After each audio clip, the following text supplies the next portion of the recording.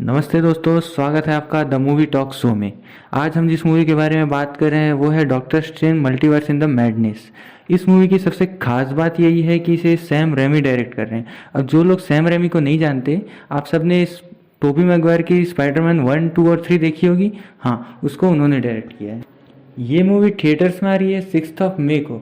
तो मेरा ये वीडियो बनाने के पीछे का कारण ये है कि आपको इससे जुड़े हुए सारे जो पहलू हैं वो आपको पता हों, ताकि जब आप इस मूवी को देखने जाएं तो आपको क्लियर हो कि ये बंदा कौन है, इसका इस मूवी में क्या काम है। क्योंकि जैसी ये मूवी है, इसका नाम है मल्टीवर्स ऑफ मैडनेस, मतलब इसमें ढेर सारी मैडनेस होने वाली है और ढेर सारे कैरेक्टर भी आने वाले हैं। अब मैंने जो चीज़ महसूस की है, जो मार्वल्स के ट्रू फैन होते हैं, वो ट्रू फैन जो होते हैं उनको सारी चीज़ें पता होती है कि कौन सा कैरेक्टर कौन सी मूवी से है और कैसे कनेक्टेड है। लेकिन जो जनरल फैंस होते हैं, जो सिर्फ मूवी को मज़े के लिए देख लेते हैं, ऐसा नहीं है कि वो मार्वल की मूवीज़ नहीं देखते, वो मूवीज़ देखते हैं लेकिन कैरेक्टर को उतना याद नहीं रखते जैसे कि ट्रू फैंस रखते हैं। तो उनको जब वो इस मूवी को देखेंगे तो कुछ डाउट आ सकते हैं। जो डाउट्स ना आए इसलिए मैं ये वीडियो बना रहा हूँ। इस मूवी को लेके मैंने कुछ नोट्स तैयार किए हैं, तो मैं आपको एक एक करके सारे पॉइंट्स बताता जाऊंगा। तो पहला पॉइंट जो है वो है मल्टीवर्स का। अब मल्टीवर्स का कॉन्सेप्ट ऐसा है जो कि मोस्टली सभी लोग जानते हैं कि मार्वल में मल्टीवर्स का कॉन्सेप्ट कैसा है, लेकिन फिर भी मुझे लगा कि एक ज़रूरी पॉइंट है, तो मैं आपको एक बार फिर से डिस्क्राइब कर देता हूँ। क्योंकि मल्टीवर्स ऐसा कॉन्सेप्ट है, इसके बारे में जितना समझ लें उतना कम है। और मेरी इस बात से तो डॉक्टर साहब भी सहमत हैं, आप खुद देख लीजिए। मल्टीवर्स एक ऐसा कॉन्सेप्ट है जिसके बारे में हम बहुत कम जानते हैं। तो लोकी जो सीरीज़ है उसमें बेसिकली ये बात बताई गई है कि हमारा जो यूनिवर्स है, वैसे ही कई और भी यूनिवर्स हैं जो कि हमारे ही एक्शन के कारण बने हैं। जैसे मैं आपको समझाता हूँ, जैसे कि आपकी जो लाइफ है उसका एक पाथ डिसाइडेड है कि आप इस ईयर में पैदा होंगे, फिर बड़े होंगे, फिर आप ये जॉब करेंगे। जैसे मान लो आप बैंक में जॉब करते हैं, फिर उसके बाद आके आपकी शादी होगी, बच्चे होंगे, फिर आप इस एज में आके आपकी डेथ हो जाएगी। तो ये एक जो पाथ है वो डिसाइडेड है, लेकिन कुछ कारण से आप अपने पाथ को चेंज कर देते हैं। जैसे कि मान लीजिए आपको बैंक में जॉब करनी है, लेकिन आप वो चेंज करके आप बन जाते हैं डॉक्टर। मतलब आपने आपका जो ट्रू पाथ है उसको चेंज कर दिया। तो इसके कारण एक नई टाइमलाइन बन जाती है। आपका जो ट्रू पाथ डिसाइडेड है उसमें आप रहेंगे ही, लेकिन वो आप एक और नई टाइमलाइन बनाएंगे जिसमें आप डॉक्टर हैं, और उसके बाद आपकी शादी होती है, फिर आगे जो भी होता है। तो लोकी जो वेब सीरीज़ है वो ख़त्म होते होते ऐसी जगह पर आती है जहाँ पर टीवी अब पूरी तरह से ख़त्म हो चुका है। मतलब अब टाइमलाइंस को कंट्रोल करने वाला कोई भी नहीं है ना। तो अब नई नई टाइमलाइंस बनती जाएंगी, बनती जाएंगी, बनती जाएंगी, और उनके इंटरेक्शन से जो तबाही होगी वो उसका हो सकता है एक इफेक्ट हमको मल्टीवर्स ऑफ मैडनेस में देखने को मिले। तो मुझे ऐसा लगता है कि सिर्फ लोकी वेब सीरीज में जो टीवीए खत्म हुआ उसके कारण से मल्टीवर्स ऑफ मैडनेस हो रहा है, ऐसा नहीं है। मल्टीवर्स ऑफ मैडनेस होने के पीछे कई और रीजंस हैं। तो इसी से हम अपने दूसरे पॉइंट पे आ जाते हैं, जो कि है वांडा। तो वांडा मैक्सिमफ, जिसको मार्वल में स्कारलेट विच के नाम से भी जानते हैं, तो doctor strange multiverse in the madness में वांडा मैक्सिमफ का बहुत बड़ा रोल होने वाला है, मे बी इविल। तो इस चीज़ को समझने के लिए आपको वांडा विजन जो वेब सीरीज़ आई है डिज्नी प्लस पे वो देखनी पड़ेगी। पर अगर आपने वो वेब सीरीज़ अभी तक नहीं देखी तो मैं उसके बारे में भी आपको शॉर्ट में बता देता हूँ। लेकिन उससे पहले हम वांडा की एक स्टोरी जान लेते हैं। तो वांडा का जो फर्स्ट इंट्रोडक्शन है वो होता है एवेंजर्स एज ऑफ अल्ट्रॉन में, जहाँ हमें बताया गया है कि वांडा, उसका भाई पिएत्रो और उसकी फैमिली सकोविया नाम के एक शहर में रहते हैं, जहाँ स्टार्क कंपनी का बनाया हुआ एक बॉम्ब उनके घर पर गिरता है। और वो बॉम्ब जो है उससे वांडा और उसका भाई पिएत्रो तो जैसे जैसे अपनी जान बचा लेते हैं, लेकिन अनफॉर्चुनेटली उनकी फैमिली नहीं बच पाती, जिसके कारण वांडा और पिएत्रो टोनी स्टार्क से हेट करने लग जाते हैं।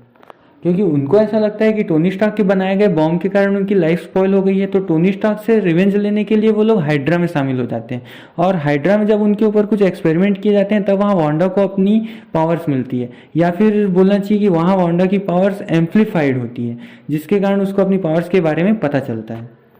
और फिर एज ऑफ अल्ट्रॉन में ही उनको अपनी गलती का एहसास होता है, जब वो अल्ट्रॉन के साथ मिलते हैं और जब अल्ट्रॉन के मंसूबे उनको पता चलते हैं तो उनको फिर एहसास होता है कि हम गलत हैं और टोनी स्टार्क अपनी जगह पे सही था और वो अब ये सब काम छोड़ चुका है। तो फिर वो एवेंजर्स में शामिल हो जाते हैं। एवेंजर में शामिल होने के बाद वांडा की लाइफ सही पटरी पर चल रही होती है। फिर यहाँ पर उसकी मुलाकात होती है विजन से। विजन जो है वो एक आर्टिफिशियल इंटेलिजेंट है जिसे टोनी स्टार्क और ब्रूस बैनर ने मिलकर बनाया है। विजन एक रोबोट तो है लेकिन उसमें सोचने समझने की क्षमता बिल्कुल इंसानों की तरह है। विजन की अच्छाई से वांडा इम्प्रेस हो जाती है और विजन को भी वांडा से प्यार हो जाता है। अब यहाँ लाइफ सही चल रही होती है, तभी पृथ्वी का संतुलन बनाने और पृथ्वी से आधी जनसंख्या कम करने के लिए थैनोस आ जाता है, जिसे विजन के माथे पे लगा हुआ सोल स्टोन चाहिए होता है, जो कि एक इन्फिनिटी स्टोन है। अब इन्फिनिटी स्टोन लेने के लिए थैनोस क्या करता है, वो विजन को मार देता है, जिसका बदला वांडा भी ले ही लेती है थैनोस से। लेकिन बोलते हैं ना, बदला लेने से लोग तो वापिस आ नहीं जाते। तो एंड गेम के ख़त्म होते होते वांडा फिर से तन्हाई में चली जाती है और अकेली पड़ जाती है। तो फिर इसके आगे की स्टोरी जो है वो हमको वांडा विजन वेब सीरीज में पता चलती है। तो आइए चलिए शुरू करते हैं। वांडा विजन के पहले एपिसोड में वांडा विजन के साथ में होती है, अपने घर में होती है, जहाँ अच्छे नेबर्स होते हैं, अच्छा वातावरण होता है, बिल्कुल वैसी लाइफ जैसी वांडा को चाहिए थी। वांडा के लिए ये बिल्कुल ड्रीम कम ट्रू वाली बात होती है। अब जैसे जैसे कहानी आगे बढ़ती है वांडा प्रेग्नेंट हो जाती है। अब वांडा प्रेग्नेंट कैसे होती है, क्योंकि विजन एक रोबोट है, ये हमको आगे चल के पता चलेगा। लेकिन इस समय पर जितने हैरान हम भी हैं उतना ही हैरान विजन भी हो जाता है। और फिर जैसे कहानी आगे बढ़ती है तो हमें पता चलता है कि वांडा के 2 बच्चे होते हैं, ट्विंस, जिनमें से एक का नाम होता है बिली और एक का नाम होता है टॉमी। और फिर जैसे जैसे कहानी आगे बढ़ती है वांडा एक विच से मिलती है जो कि होती है अगाथा हार्कनेस, जो कि वांडा को धीरे धीरे इस चीज़ को समझाती है कि वो ये जो लाइफ जी रही है वो एक रियलिटी नहीं है, वो एक डायमेंशन है जो वांडा का बनाया हुआ है। अब यहाँ पर होता ये है कि विजन की डेथ के बाद जब वांडा फिर से अकेली पड़ जाती है तो उसके अकेलेपन के कारण जो उसके अंदर का केओस मैजिक है वो बहुत ही ज़्यादा लेवल पे एम्पलीफाइड हो जाता है, जिसके कारण से वांडा के चाहने मात्र से एक पूरा शहर उसके हिसाब से कन्वर्ट हो जाता है। और उस पूरे शहर में रहने वाले जो लोग होते हैं वो एक तरह से वांडा के गुलाम बन जाते हैं और अपनी याददाश्त को भी खो बैठते हैं और वांडा की स्टोरी में एक पार्ट बनकर रह जाते हैं। वांडा का केओस मैजिक इतना स्ट्रांग होता है कि उससे उस शहर के चारों तरफ एक शील्ड बन जाता है, जिस शील्ड को जो भी क्रॉस करता है वो अपनी याददाश्त खो देता है और उसके बाद वांडा की स्टोरी का एक पार्ट बन जाता है। अब मजे की बात यह है कि वांडा ये सब खुद कर रही होती है और इसका एहसास उसको खुद को नहीं होता।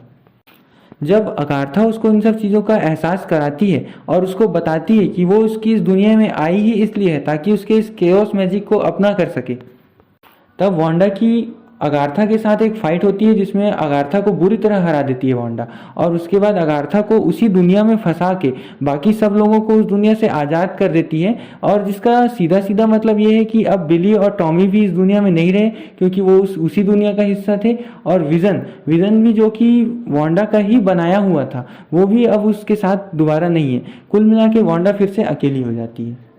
तो जब ये वेब सीरीज खत्म होती है तब हमें इसके पोस्ट क्रेडिट सीन में दिखाया जाता है कि वांडा अपने केओस मैजिक की मदद से अपने बच्चों को मल्टीवर्स में ढूंढती रहती है। तो फिर कहीं ना कहीं अपने बच्चों को ढूंढने के लिए जो वांडा मल्टीवर्स में छेड़छाड़ करती है उसके कारण से मल्टीवर्स के कई दरवाजे खुलेंगे और मल्टीवर्स ऑफ मैडनेस होने के लिए वांडा भी एक बहुत ज़रूरी रोल अदा करेगी। अब हम आ जाते हैं अपने अगले पॉइंट में जो कि है बैरन मॉर्डो। बैरन मॉर्डो एक ऐसा कैरेक्टर है जिससे आप सभी फेमिलियर होंगे भी या नहीं भी होंगे, क्योंकि बैरन मॉर्डो का एक छोटा सा ही रोल था डॉक्टर स्ट्रेंज के पहले पार्ट में।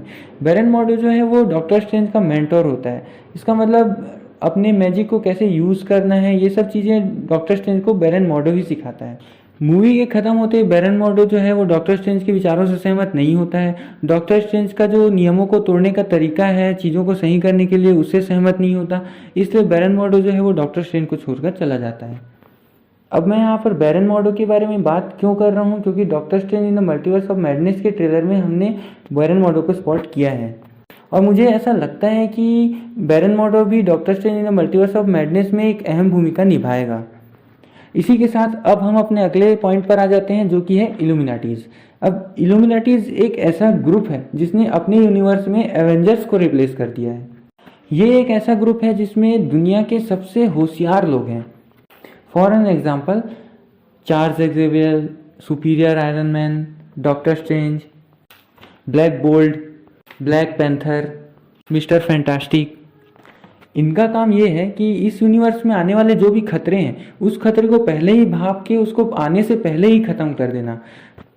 और उस खतरे को ख़त्म करने के लिए ये लोग किसी चीज़ की चिंता नहीं करते, कोई भी नियम नहीं मानते। जैसे एग्जाम्पल के लिए आपको बता दूं, अगर इनको पता चल जाए कि थेनोस पृथ्वी पर आने वाला है और तबाही मचाने वाला है, तो ये लोग थेनोस को उसके ग्रह पे जाके ही मार देंगे, जिससे कि थेनोस कभी पृथ्वी पर आएगा ही नहीं और तबाही मचाएगा ही नहीं। अब अगले पॉइंट के बारे में हम आ जाते हैं, तो वो है डॉक्टर स्ट्रेंज के मल्टीपल वेरिएंट्स जो कि इस मूवी में हमको दिखने वाले हैं। तो पहला वेरिएंट जो हमने स्पॉट किया था ट्रेलर में वो था डिफेंडर स्ट्रेंज। अब डिफेंडर स्ट्रेंज क्या है, तो ये बेसिकली जो है वो डॉक्टर स्ट्रेंज का एकदम रॉ फॉर्म होता है, अगर सरल भाषा में बोले तो वीकेस्ट फॉर्म। दूसरा हमने स्पॉट किया था सुपीरियर स्ट्रेंज, जिसे आप इविल स्ट्रेंज भी कह सकते हैं। मतलब डॉक्टर स्ट्रेंज की एक ऐसी दुनिया भी है जहाँ डॉक्टर स्ट्रेंज के साथ इतनी बुरी बुरी चीज़ें होती हैं जो डॉक्टर स्ट्रेंज को इविल बनने पे मजबूर कर देती है। अगले हम जिस वेरिएंट के बारे में बात कर रहे हैं वो है ज़ॉम्बी स्ट्रेंज। ज़ॉम्बी स्ट्रेंज एक ऐसा वेरिएंट है जो कि मार्वल के ऐसे यूनिवर्स से आया हुआ है जहाँ पर मार्वल के जितने भी सुपर हीरोज़ हैं और आम जनता है वो सब ज़ॉम्बी बन चुके हैं। तो ये सारी चीज़ें थी जो doctor strange in the multiverse of madness देखने से पहले अगर हमें पता हो तो हमें मूवी देखने का मज़ा 2 गुना 4 गुना हो जाएगा, इसलिए मैंने आपको ये सब सारी चीज़ें बता दी। तो फिर मूवी 6 मई को आ रही है, तो अपने फ्रेंड्स के साथ जाइए और इन्जॉय कीजिए। धन्यवाद।